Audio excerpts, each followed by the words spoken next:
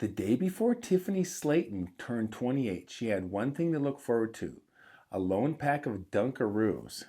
These are cookies and frosting that she had saved as a makeshift birthday cake. It was the last bit of food she had after spending 24 days lost in California's Sierra Nevada mountains, surviving on wild leeks, boiled snow, and sheer will. Tiffany, an experienced outdoors woman from Jeffersonville, Georgia, had set out on April 20th for what she planned to be a short 3-day solo camping trip near Shaver and Huntington Lakes.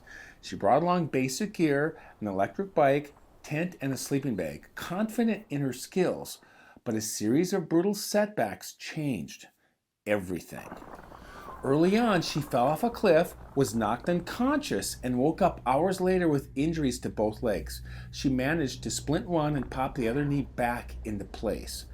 Then, an avalanche had blocked her return route, and repeated calls to 911 failed. With her navigation useless, she jokingly asked her phone for the nearest Starbucks. It gave her a spot 18 miles away, closer than retracing her steps. So she pressed forward. For nearly 4 weeks, Tiffany navigated the unforgiving wilderness alone, enduring 13 snowstorms and climbing as high as 11,000 feet. Her camping gear was eventually lost, her food ran out, and she had to abandon her bike.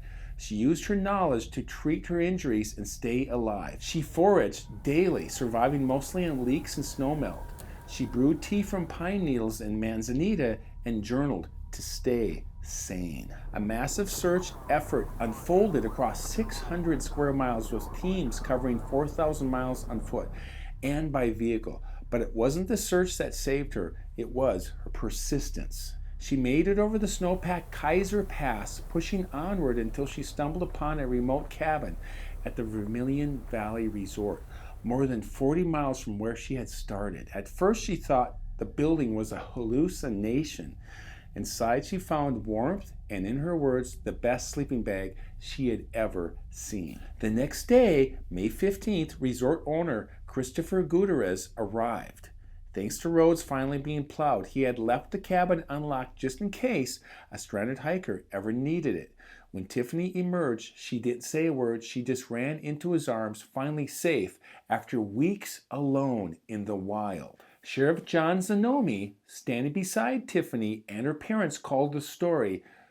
They would make movies about this. Against every odds, she had survived not just luck, but with resilience, training, and an unbreakable spirit.